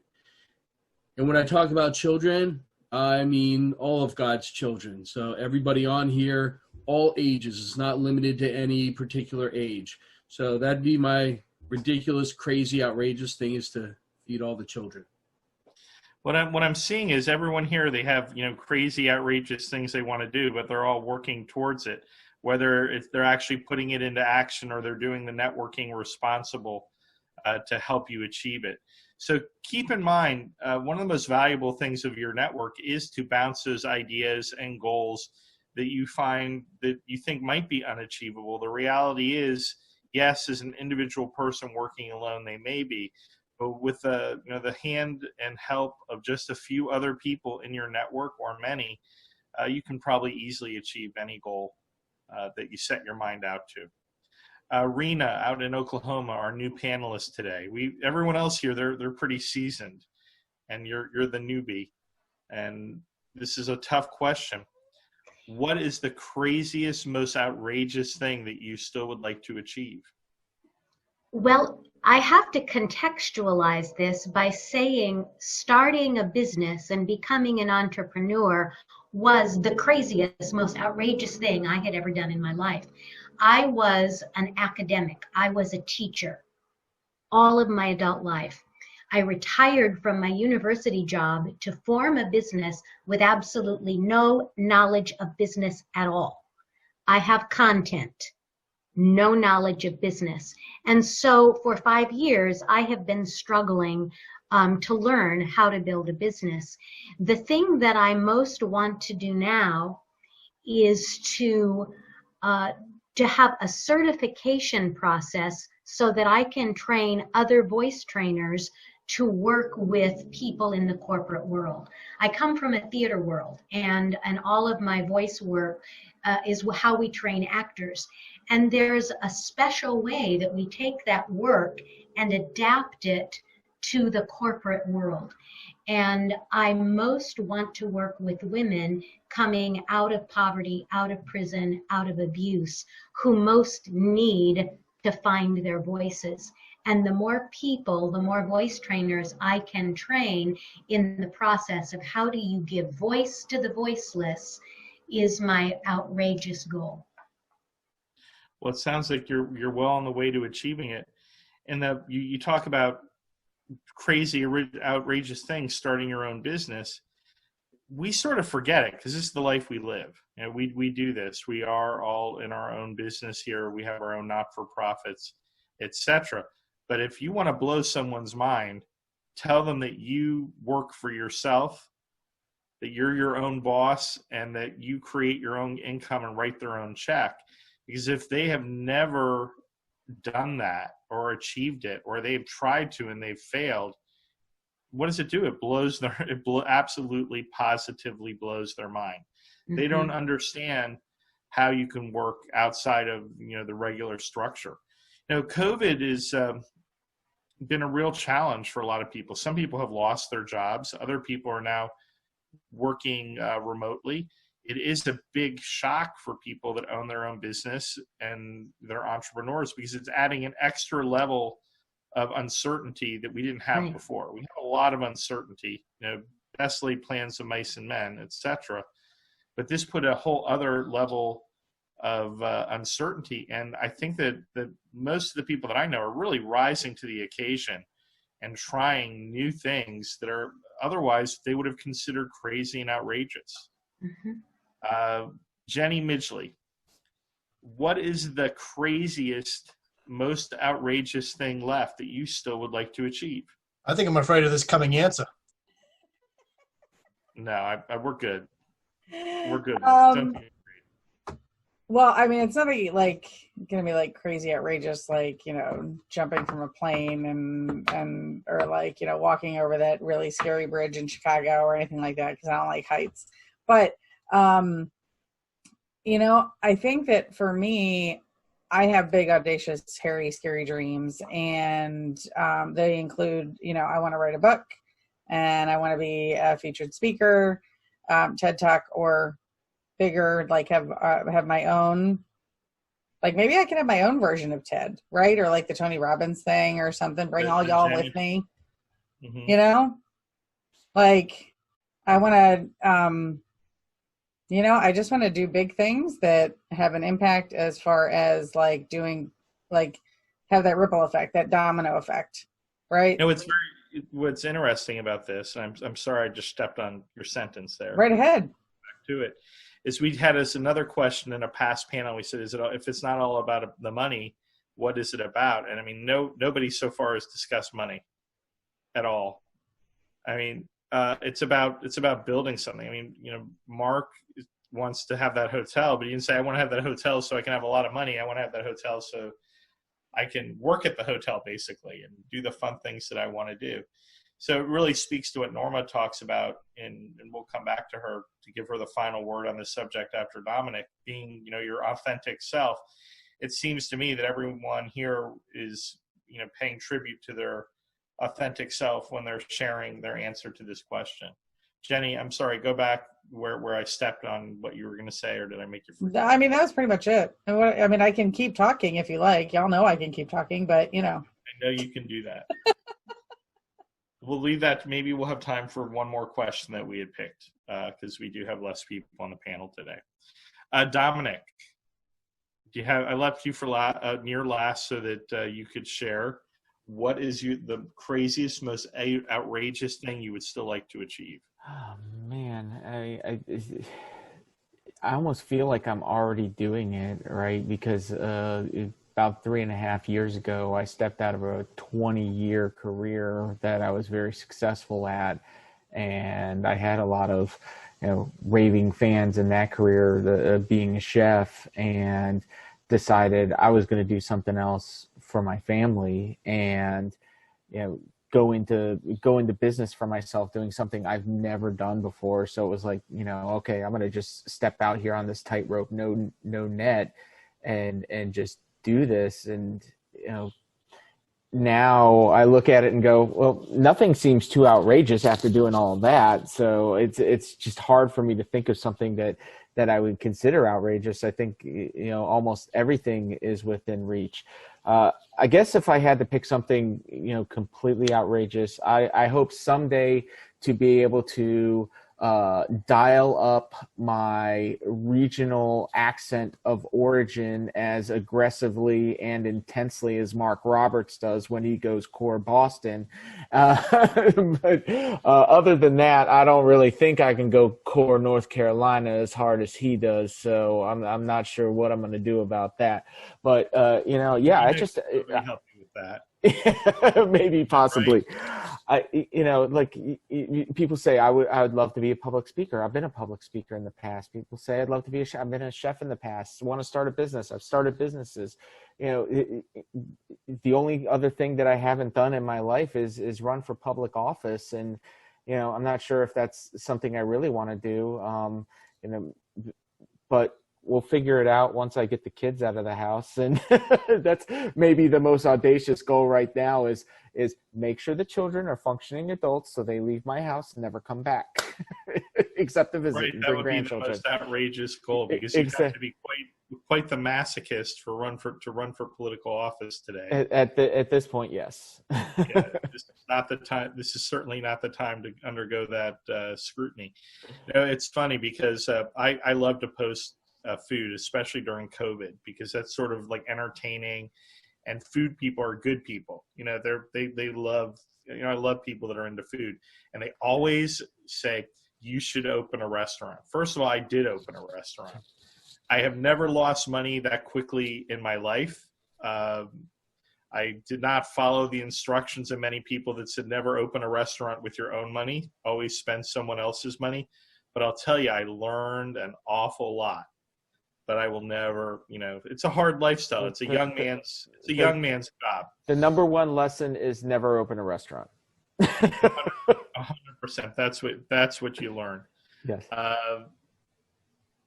Well, let's just move on from that and leave it at there. We can make a whole other show, where we talk about cooking, because I know a lot of you do cook, and we'll do a little special segment. More now. And more people are cooking now than ever. Some people just, I see the photos of their food, though. It is so repulsive. But I want to be nice. There's like one person Careful. I see their food. It's just really bad. Not your food.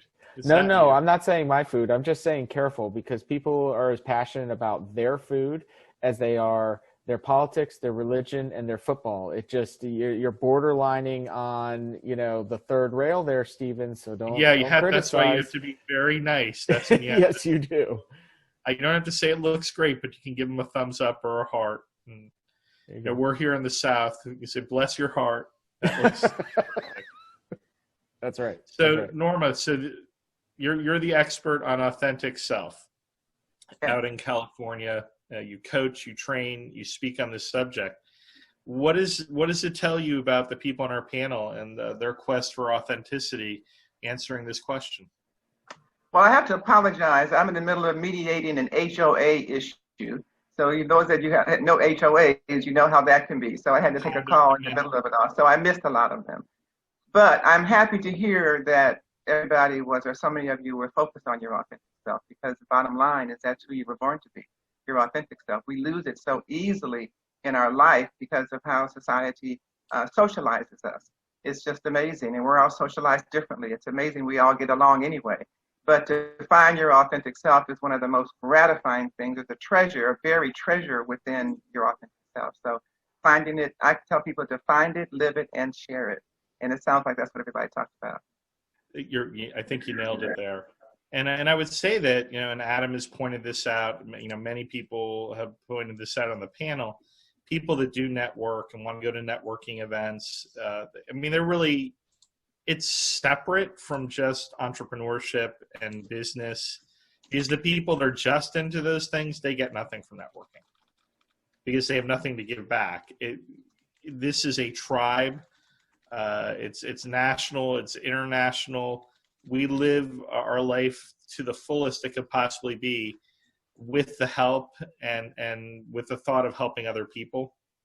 And that really is our authentic self. And, everyone here brought up something that, none of it was selfish. It was all about other people and helping other people. And they're all saying it with, the face reader will tell you, honesty, a smile on their face, and a lot of enthusiasm. So we do have time for another question today. I don't know if everyone will be able to answer the question. We may run out of time, but I do want to throw it out there, and it is a good question. And you can take it any way you want. You can go off on a tangent on it. But this question is, do you believe in luck, or do you believe that people make their own luck? Do you believe in luck, or do you believe that people make their own luck? Why don't we start with you, Katie? I do not believe in luck. I believe people work hard for luck through everything in life is who you know. And it might be you met someone through networking who liked you and felt attached to you or what you're trying to do and wanted to help you. And yes, you may say, I got so lucky I met them, but it's someone else could have had the exact same idea and said the exact same thing, but that person didn't feel connected to them or their energy or whatever it may be. So I think you create your luck by putting yourself out there and, doing the work. Excellent. And that's a, expression I would like to say that I thought of it, and maybe I've convinced myself that I did, but I'm sure someone else came of it first. I do believe in luck, and I also believe the harder you work, the more luck you have. Yeah. People that don't work hard don't have a lot of luck for some reason. Right, because you're creating it by getting to know people, and people want to do things for people that they like. And putting yourself in that position. It's there's so many opportunities that arise. I mean, you can sit and be having a bad day and say nothing is going your way. But if you really reflect on your week, all the opportunities that were put in front of you, seemingly by luck, but actually from your work that you didn't take advantage of, I mean, who's to blame then, right, Katie? There are always those people, though, that find money on the ground and win random contests and stuff like that. Those are, so there are some people that are lucky in that aspect, but those are like little things of luck, the lottery, or, some people have won the lottery twice, or, that's not the kind of luck I'm really thinking about. I'm thinking about more like real, I don't know. Well, now I say this, maybe some people are just lucky because if you're going to think in that way, no one can control that. I mean, I consider myself very lucky to, have had the opportunity to meet Sarah twice before we started dating and ultimately getting married. Every day I bless myself for that luck. And you have to work, but once you get the luck, you got to work for it to keep it. Just don't take luck for granted. There's always work involved, and I'm sure that she agrees with me as well. It's funny because Mark Roberts, his nickname is the world's luckiest man. He's incredibly lucky. So I just wanted to get your impression. Do you believe in luck, or do you believe that people make their own luck, Mark? Well, I was just playing in the chat, and I was trying to steal Thomas Jefferson's line that you and I stole. The harder I work, the luckier I get. The different versions of that. I believe in that. In what you focus on is what you find. So if you're looking for good things and you're looking for the good in people, you're going to find that. And if that manifests itself as luck, then you're right. I'm one of the luckiest guys around. I've gotten more breaks and more friends and more people helping me than I truly deserve. So in terms of that, yes, I am lucky, but you have to put the work in to get the results. I mean, beyond the work, do you have a certain quality that makes people want to help you and do things for you and collaborate with you? I've always been a team builder. I love seeing other people's success. In fact, I've been doing a bunch of work with some personality tests, and I'm a born second. I love supporting other people. I love driving them to get that win because I've gotten that much luck. I have to start paying it back. And I truly believe in karma too. What comes around goes around. So I am trying to put out as much good and do as much help as I can. And it does. It comes back to me tenfold to the point that I feel bad. Very often we go to events and they have the door prizes. And Tiffany, my wife, looks at me and says, "You're not getting in it." Because I win half of them. I swear to God I do. And it's wrong. So, half of it is... That's how you got the nickname, Mr. Lucky. That and I married Tiffany. So, yeah, I'll take that. There. Mark, are you on the phone? Or are you available? One second. Okay, we'll come back to Mark. Jeff Messer, do you believe in luck, or do you believe that people make their own luck, or a little bit of both?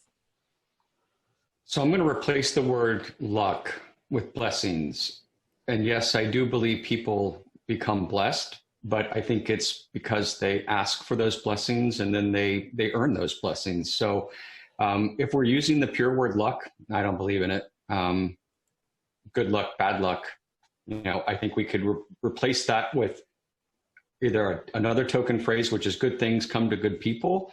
But ultimately, I believe in blessings. And you have to participate, right? You talk about luck. You can't win the lottery if you don't buy a ticket. And there's an old joke on that one. You know that joke, Rhonda. So I want to back it up with one more comment that I actually made this comment on a call with Jacqueline last week, is that, spending so much time in the corporate world, I wasn't a bad person. So I'm not going to try to say I was this evil guy who was only out for the money. But let's face it, you're working for companies who are struggling to get off the ground, and you don't do a lot of free work, and you certainly don't do a lot of charitable work. I want to prove to myself, speaking about blessings and luck, that you can actually grow a business by giving more than you get. And it's on our website. It's something we talk about all the time, is that if I can give back more to the community than I'm receiving and still have a successful, business on the backside of that, then I will think that we've accomplished something through blessings that are provided to us because, like you said, we're out there earning those blessings. Well, I agree with you. And I would say the primary mission of any successful company is to be a servant first. Absolutely. How can you participate as a full person in your community? I mean, I don't know if everyone believes that, but I know that the majority of the people in the Rockstar Connect network believe you give and you get, but the expectation is never to expect to get anything, because just by giving, you already have a return on investment on how nice it makes you feel, right? There's always the argument, are people truly altruistic? Yes, they are, but yet there is a payoff for every good thing that you do. Even if that good thing doesn't lead to something good, maybe it leads to something not so great, at least when you were doing the action, you immediately felt that part of your brain that gives you pleasure for being a good person. Rhonda, Sher, do you believe in luck, or do you believe that people make their own luck? The way I would answer that is to say I've always felt like I've had an angel on my shoulder, right? And many people don't know my story, but I was one of the most fortunate people ever. You could say lucky, because I was married for 28 years to truly the love of my life and got divorced. And at our mediation session, the mediator, who I knew, said, well, Rhonda, how long do you think it'll be before you get married again? And I said, I don't know, 6 years. I never thought it would be to the guy I was divorcing. And I remarried my ex-husband 4.5 years ago. And we have truly one of the most amazing relationships ever. And so is that luck, or is it because that's the focus? I remember in January of 2015, right? January of 2015. And I was engaged to somebody else. I was divorced, right? And I sat in my therapist's office and I said, if somebody had a magic wand, I'd want to be married to Bob again. She looked at me and she said, Rhonda, you really better focus on your business. And I called my husband, who was my ex at the time, and I just said, hey, just for giggles, if I was available and you were available, would you date me? And his answer was, no effing way, okay? But in my mind, I knew that I loved him, right? I knew that. And, we remarried on Valentine's Day of 2016. So you want to call that luck? I don't know. But I feel like I'm the luckiest person ever. And I feel like, I think you said it, Mark, whatever you focus on, you get more of. So I really focused on being the best person I could be, the best mom I could be, and learning from all the lessons that I got, right? So I guess I would say that I wouldn't call it luck. I don't know that I call it a blessing, but I call it an angel on my shoulder. And I sure do believe in karma. That I do believe in. Yes, and I'll tell you, in networking of all places, karma can be a bitch. So conduct yourself accordingly, you know. And you know who I'm talking to out there. Just kidding. Jackie Wittenberg, do you believe in luck, or do you believe that people make their own luck? I mean, you've had a lot of really good luck in your life. No, I've had a lot of great blessings in my life. I happen to agree with Jeff wholeheartedly.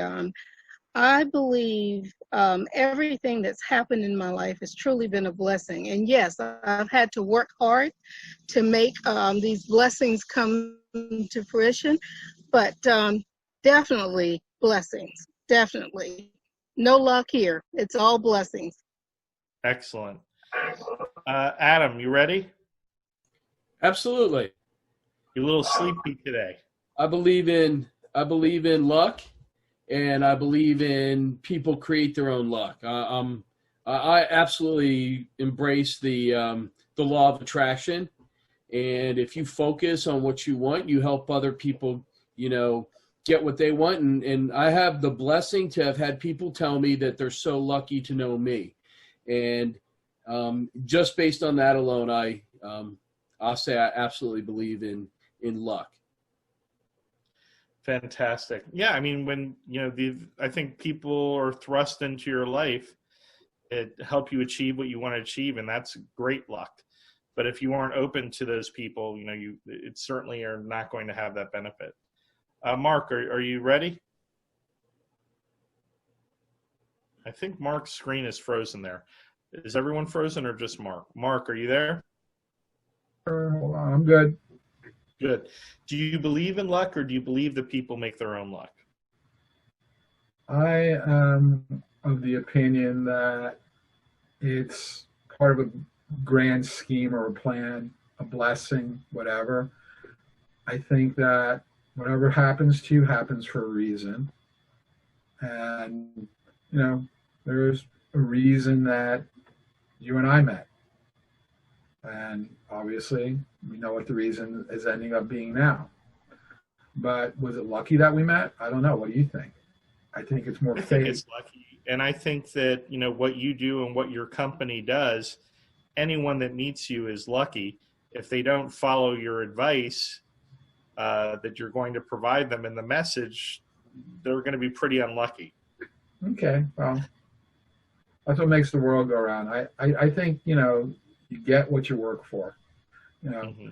I'm a big believer in work, and I'm not sure if I ever said this on here before, but can't tell how many people that want to work with us, and I just say to them, "Where's the sun when you wake up?" And if they tell me it's already in the sky, I don't want to work with them. I like people who know that the sun does rise. Does that make sense? Yeah, it makes sense. It's a beautiful sentiment too. All right. Rena, do you believe in luck, or do you believe you have to work for it? Well, I think both are at work in the universe. Happenstance, random occurrences, put people in your path randomly, and then it's what you do with those random events that makes you successful or not. The universe reflects back to you what you send out. And if you're always doing good work and good, a beautiful attitude and help is going to come your way.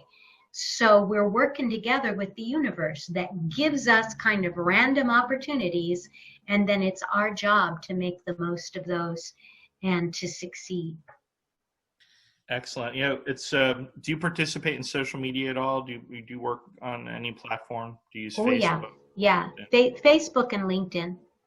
I'd like to connect with you there. Rhonda was talking about luck in relationships, and you often see on social media people that are always talking about how unlucky they are in love. And I almost feel that because they're posting that they're unlucky in love, it's really a self-fulfilling prophecy. Absolutely. Because who wants to connect with someone who's unlucky in love? Or right. Complains about their ex-spouse or their ex-boyfriend or ex-girlfriend.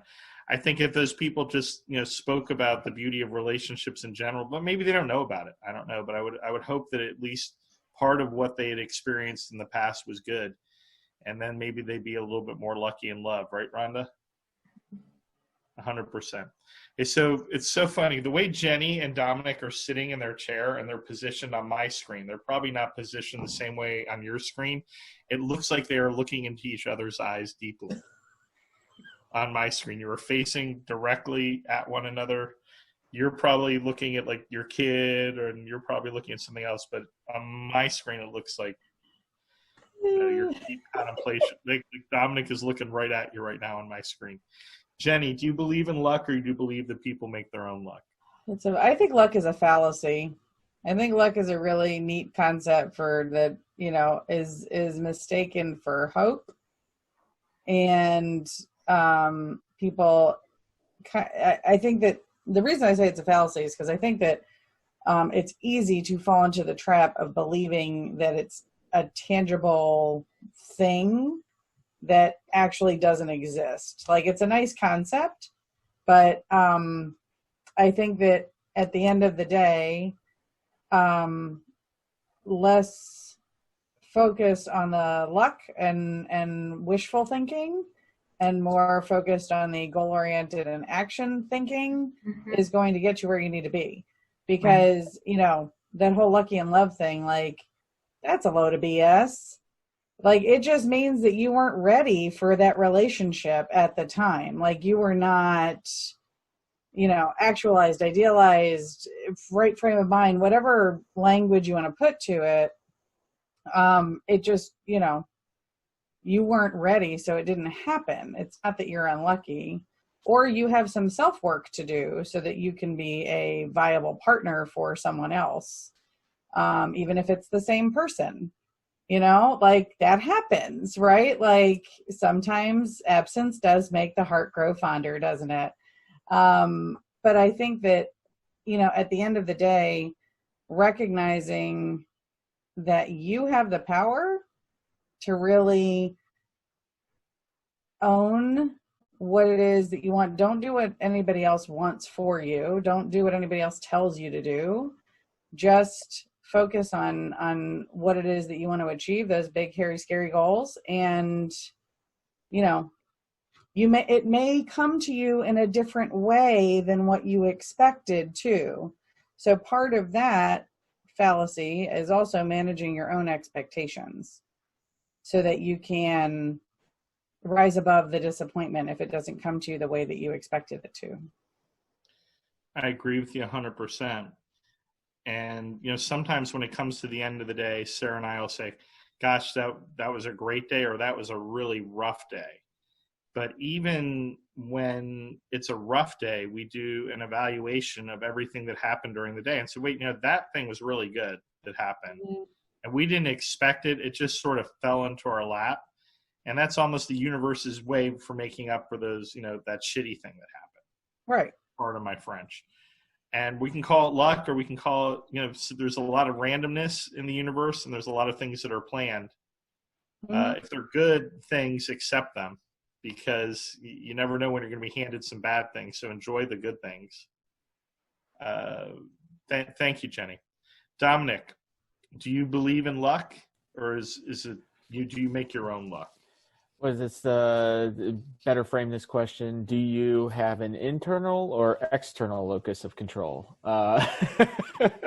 If you have an external locus of control, you believe that things happen to you. So yes, luck is a huge part of your life, whether that's good luck or bad luck, because you didn't create it. If you have an internal locus of control, then you look at things and go, I made that happen. Right. And maybe that's, a touch of narcissism, but, there's opportunities that come along at various points in time. And if you make sure that you're prepared and have worked hard and have built your reputation or your network or your knowledge or whatever it is that you need to have to be ready for that opportunity, when that does come along, then it feels like good luck. But if you weren't ready for it and it came along, it's not good luck, because you're not going to be successful with it. So it's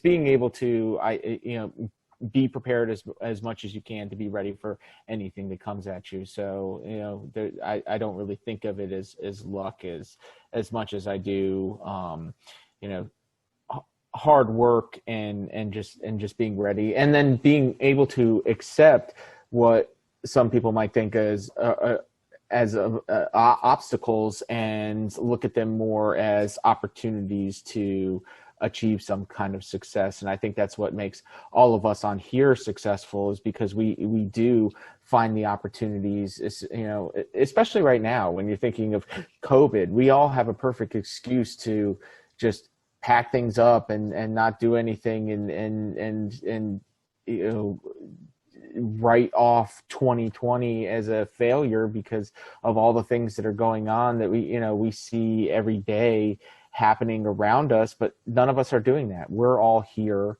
We're all making success out of what this year is. And I think that, you know, for me and for a lot of the people that I know, especially people on this panel, you know, have had very, very successful years because we were ready when this happened. We knew what we needed to do.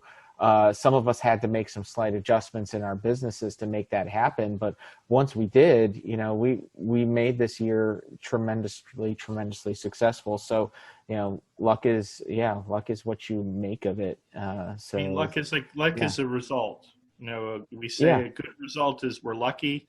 A bad result, we're unlucky. Well, but your results and how we define the result. Well, so, some of us say we're lucky because we want to kind of be humble and not say, well, it was because I was ready. It was because I'm good at what I do. We want to kind of shy that off because we don't really want to take credit, because a lot of times taking credit for things is looked on as bragging. And, you know, I don't remember who said it. It ain't bragging if you're good. Right. And the reality of the situation is all of us are making the most of this because we are good, and, you know, we are prepared, and we do have a positive mental attitude about what's going on. And, you know, sometimes, you know, we all need to get our head right. As, you know, Zig Ziglar said, you know, motivation is like a shower. You need it every day. And we all find our place to get motivation so that we can continue doing what we've become experts at and do it through all of the adversity. And we're just going to come out stronger on the other side, and we're stronger now. So yeah, do I think luck? Probably not. But you know what, whatever we do, and I think we've heard you know, Jeff and Jackie talk about blessings.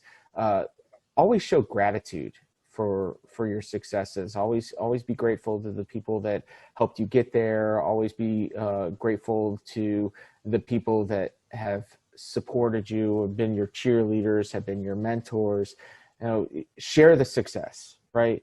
Don't just say, I was successful because I'm awesome. I was successful because everybody who helped me be awesome helped make me the awesome person that I am. So, and you have to be authentic about that as well. Yeah. It's not just enough to say it. You have to believe it. On that note, we are after 4:00 at the end of the show. So that's a good place to end. And I wish everyone good luck. Find out more about Rockstar Connect at rockstarconnect.com. Information about everyone who's here is in the chat, so make sure you get that information. We'll see you next week on Tuesday, 2 to 4 p.m. Eastern Time. Same time, same place, some of the same faces. We will also have new faces.